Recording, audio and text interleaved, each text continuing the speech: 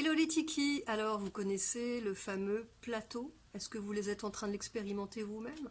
Qu'est-ce que c'est le plateau? Le plateau, c'est quand on prive son corps pendant trop longtemps. Alors au début, c'est vrai, on perd beaucoup de poids. On fait un régime strict, on est super content, on a des résultats. Et puis au bout d'un certain temps, on va dire 3 semaines, un mois et demi, eh bien le corps se révolte. Le tiki dit no way, c'est fini, arrêtez de m'affamer, j'en peux plus, j'ai faim, j'ai faim, j'ai faim. Et surtout, il a peur. Donc, qu'est-ce qu'il fait? Il se dit, aïe, aïe, aïe, aïe, famine.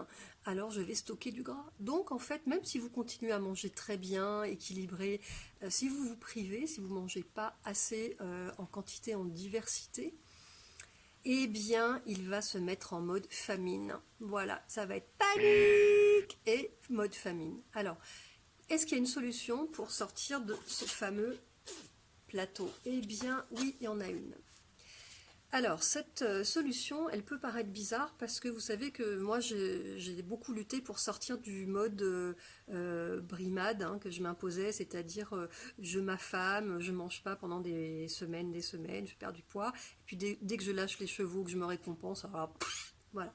Donc en fait, c'est vrai que euh, vous allez vous dire, mais alors comment on peut faire si le tiki il pense qu'il faut tout de suite aller en mode survie dès qu'on la fame un peu et pour perdre du poids, eh ben, il faut manger un peu moins, c'est vrai quand même. Alors comment faire? Eh bien en fait, le tiki, lui, se rend compte qu'on est en train de l'affamer au bout d'un certain temps. C'est-à-dire qu'il ne capte pas en quelques jours, en quelques heures, non.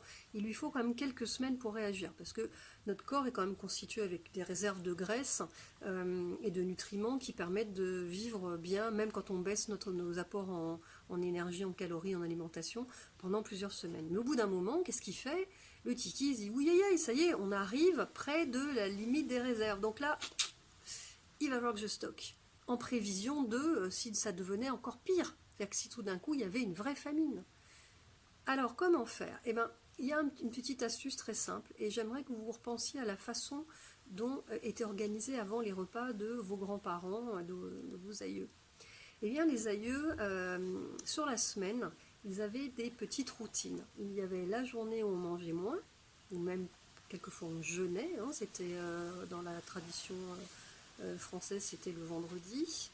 Et puis le dimanche, c'était le repas de famille, ou la fameuse poule au pot de Henri IV, où là c'était bonbons, on se lâchait, on mangeait bien, on faisait une bonne sieste l'après-midi. C'était pas une journée comme les autres, c'était une journée un peu de repos et une journée où on profitait. Voilà.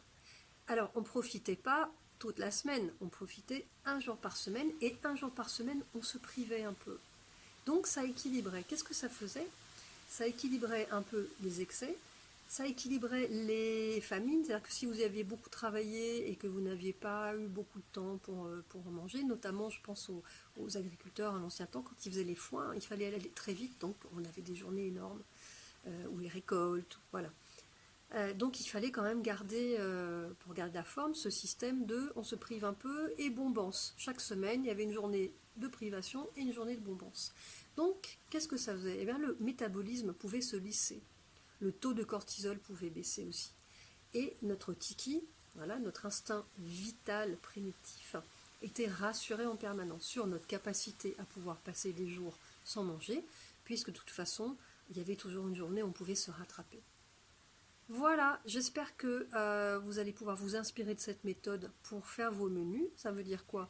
Alors évidemment, ça ne veut pas dire passer des dimanches à manger des lasagnes, de la pizza et à boire du vin et des bières. C'est pas du tout mon propos. Mais si vous faites dans la semaine 1 à 2 journées vraiment en basse calorie, c'est-à-dire que vous faites vraiment beaucoup de légumes verts, une omelette, un peu de protéines, si vous mangez de la viande, un poisson, un morceau de poulet, voilà, vous restez vraiment sur 1 ou 2 journées, vous faites vraiment attention comme si vous étiez au régime. Et puis les autres jours, bah cool, vous faites votre assiette verte, vous mangez bien, vous faites plaisir, vous faites des petits desserts sans blé évidemment, mais plutôt avec de la farine d'amande ou d'avoine. Et puis une fois par semaine, vous faites un bon repas sympa, vous vous lâchez. Évitez quand même le lactose, évitez quand même le blé, le gluten, tout le monde en parle, c'est parce qu'il y a vraiment une raison. Si vous devez manger du pain pour ce repas de bonbons, achetez-vous un frais bon morceau de pain à l'ancienne, je fais ça un artisan.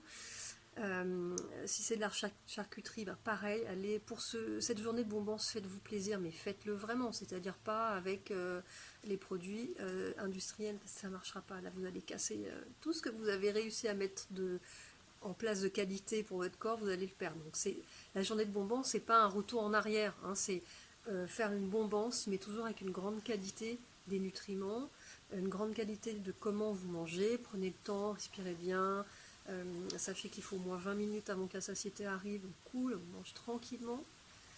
Et puis voilà, tout va se passer. Puis le fameux plateau, ben, en fait, ben, il va vous servira pour recevoir des amis peut-être. Voilà, vous allez retrouver votre bidon. Hein, bon, moi je suis encore un petit peu, mais ça va quand même beaucoup mieux.